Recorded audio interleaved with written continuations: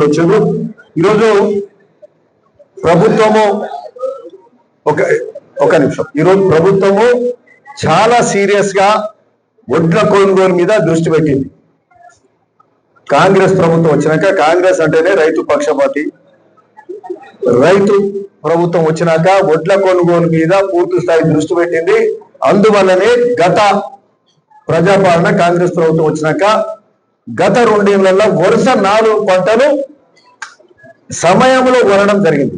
ఒక్క నెల లోపలనే, అంతకుముందు 2 నెలలు పడితే మనం వచ్చినాక నెల లోపలనే వడ్ల కొనుగోలు జరిగింది.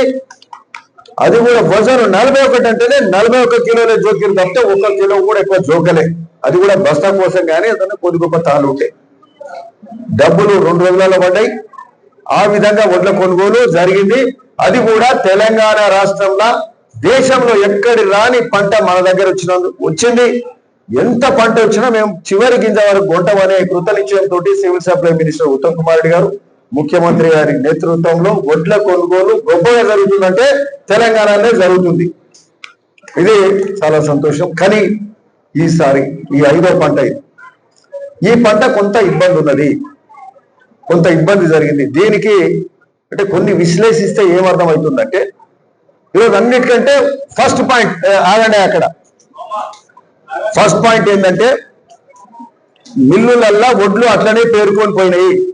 పోయిన ఖరీఫ్ది, పోయిన రబీది వడ్లు అట్లనే ఉన్నాయి మిల్లులల్లా. అవి అట్లనే ఉంటే ఇది 3వ పంట వచ్చినాక ఆ మిల్లర్ను తీసుకోమంటే ఇచ్చిన వడ్లే అవి ఏమంటారు, అవి మిల్లింగ్ చేయలే, మిల్లింగ్ చేసి ఎఫ్సిఐకి పెట్టాలి. ఇవి మళ్ళీ అల్లనే పెట్టుకోవాలి. స్థలం సరిపోతలేదు, స్థలం లేదు మిల్లులల్లా.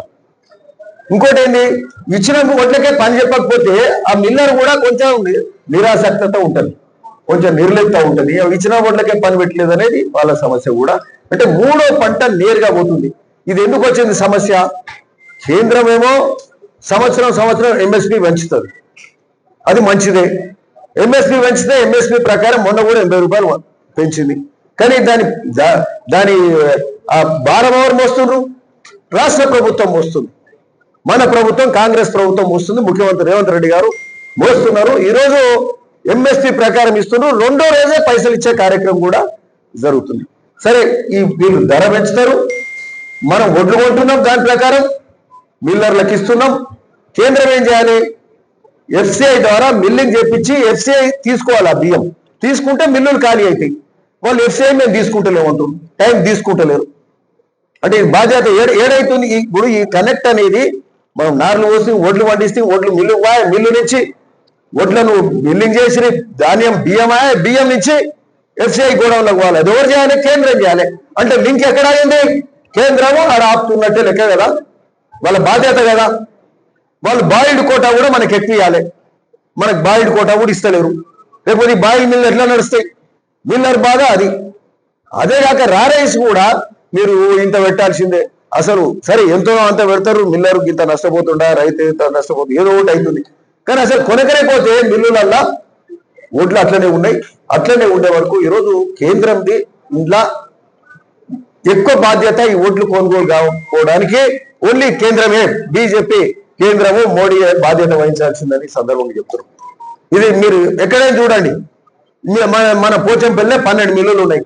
2 పంటల ఓట్లు అట్లే ఉన్నాయా లేవా? అందరికి తెలుసు కదా. ఈరోజు ఇప్పుడే మేము హరీష్ మిల్లు ఏదో ఇంద్రకీలాద్రికి పోయి వచ్చినాం. ఇంద్రకీలాద్రి పోతే వాళ్ళు అడిషనల్ స్పేస్ క్రియేట్ చేసుకొని మన ఒత్తిడి మీద, అధికారుల ఒత్తిడి మీద, సరే ఇబ్బంది అయినా మేము తీసుకుంటాం సార్ అని ఇప్పుడు ఒక గత 10 రోజులకి వెళ్ళి మొదలు పెట్టారు. ఆడ పిలాయిపల్లి గ్రామస్తులను మా రాఘవరెడ్డి గారు, మా దాని ఇట్లా అందరు సర్పంచ్ అన్నట్టు సార్ ఈ మధ్య ఈ వారానికి వెళ్ళి మంచిగా అవుతుందని వాళ్ళు కూడా చెప్పారు. మిల్లర్లు కూడా వింటారు. కానీ వాళ్ళ ప్రధాన సమస్య ఆ వడ్లు మిల్లింగ్ చేసి ఎఫ్సిఐకి పెట్టాలి, కేంద్రం తీసుకోవాలి. కేంద్రం తీసుకోక వడ్లు మిల్లులలో వేరుకొని పోయినాయి, అక్కడ ఆగిపోయినాయి. ఇది ప్రధానమైన కారణం.